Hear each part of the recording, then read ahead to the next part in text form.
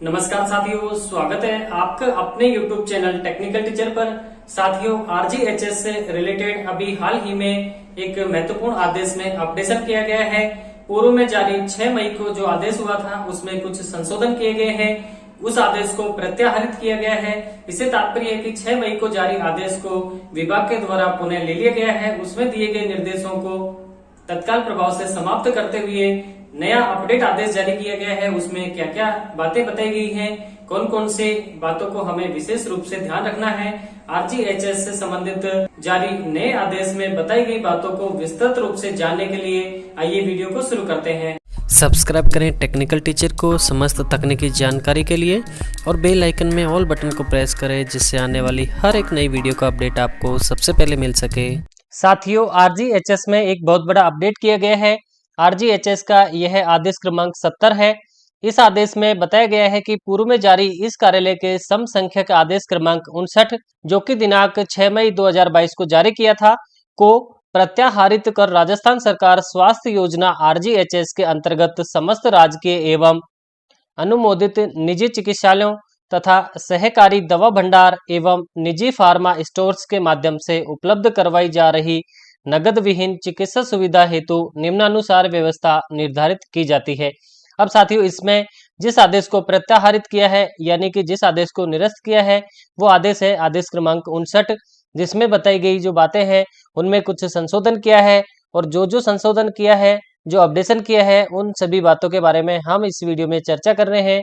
उन सभी पॉइंट्स को इस ऑर्डर में दर्शाया गया है, जिसका पॉइंट नंबर प्रथम है, आरजीएचएस में पंजीकृत समस्त लाभार्थी जो क्रोनिक डिजीज से पीड़ित है तथा उन्हें निरंतर दवाइयों की आवश्यकता होती है, को ही चिकित्सक द्वारा आवश्यक समझे जाने तक दवाइयां परामर्श की जा सकेगी। शेष सामान्य बीमारियों से पीड़ित किसी भी लाभार्थी को एक बार में अधिकतम 15 दिवस तक की दवाइयां ही परामर्श की जा सकेंगी। अब साथियों, नेक्स्ट पॉइंट है, परामर्श पर्ची पर 30 दिवस से अधिक की दवाइयां लिखे होने पर सहकारी दवा भंडार एवं अनुमोदित निजी मेडिकल स्टोर्स यह सुनिश्चित करेंगे कि एक बार में 30 दिन से अधिक की दवाइयां नहीं दी जाएं।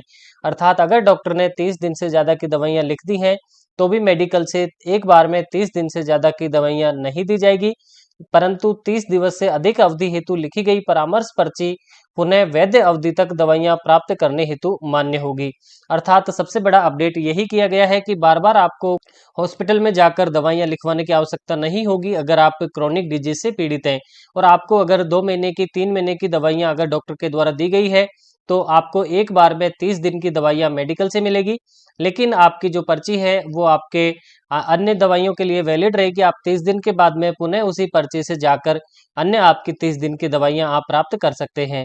अब साथियों, इसका नेक्स्ट पॉइंट है, यह देखने में आया है कि चिकित्सकों के द्वारा अनावश्यक रूप से जांचें एवं दवाइयां परामर्श की जाती है। अतः समस्त चिकित्सक यह सुनिश्चित करेंगे कि आवश्यक जांच एवं दवाइयां ही परामर्श की जावें।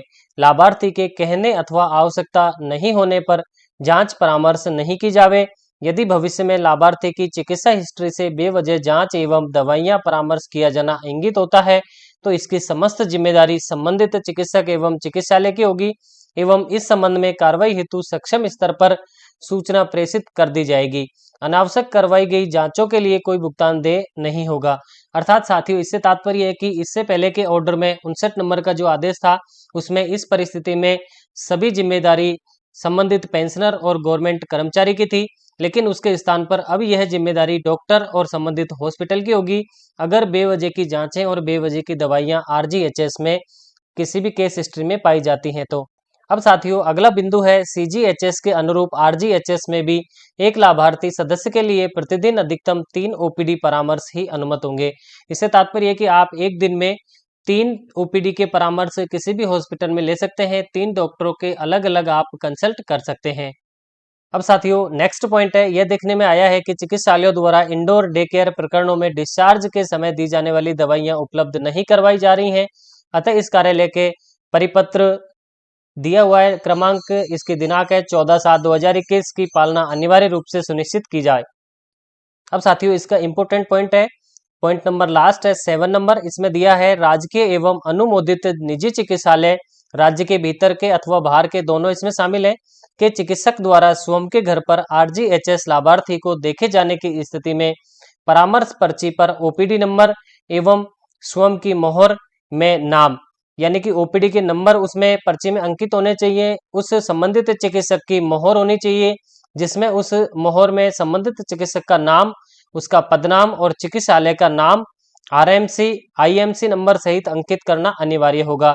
यानी कि अगर किसी डॉक्टर जो कि निजी या गवर्नमेंट हॉस्पिटल का डॉक्टर है जिसके घर पर हम कंसल्ट लेते हैं, तो उस डॉक्टर की छाप उस पर्ची पर लगनी आवश्यक है।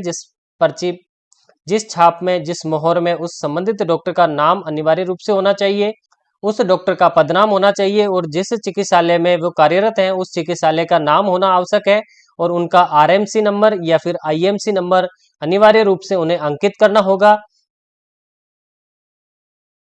लेकिन अगर राजकीय चिकित्सा संस्थान की अधिकारी के परामर्श पर्ची एवं अनुमोदित चिकित्सालय के ट्रांजैक्शन मैनेजमेंट सिस्टम से जनरेट परामर्श पर्ची पर नाम एवं आरएमसी आईएमसी नंबर लिखे जाने की बाध्यता नहीं होगी। साथियों, इससे तात्पर्य है कि अगर किसी गवर्नमेंट हॉस्पिटल या फिर किसी प्राइवेट अनुमोदित हॉस्पिटल की जो परामर्श पर्ची है और जो ट्रांजैक्शन मैनेजमेंट सिस्टम से जो जनरेट पर्ची है, उस पर्ची में डॉक्टर का नाम और आरएमसी नंबर लिखा जाना अनिवार्य नहीं है। अगर हम डॉक्टर के घर पर दिखाते हैं तो हमें डॉक्टर का नाम, उसकी छाप, उसका आरएमसी या आईएमसी नंबर लिखना अनिवार्य है। उसके बाद में ही मेडिकल स्टोर से हमें दवाइयां प्रदान की जाएंगी। साथियों, ये कुछ आरजीएचएस से रिलेटेड लेटेस्ट अपडेट है जो कि हमारे लिए हॉस्पिटल में जाने से पूर्व जानना आवश्यक है। अगर आपको जानकारी अच्छी लगी हो तो वीडियो को लाइक करें, अपने सभी साथियों के साथ शेयर करें और अगर आप चैनल पर नए हैं तो चैनल को सब्सक्राइब करके घंटी वाले बटन में ऑल को सेलेक्ट कर लें, जिससे कि आने वाली हर एक नई वीडियो का अपडेट आपको सबसे पहले मिल सके। फिर मिलते हैं ऐसी किसी महत्वपूर्ण जानकारी के साथ। तब तक के लिए नमस्कार, जय हिंद, जय मां भारती।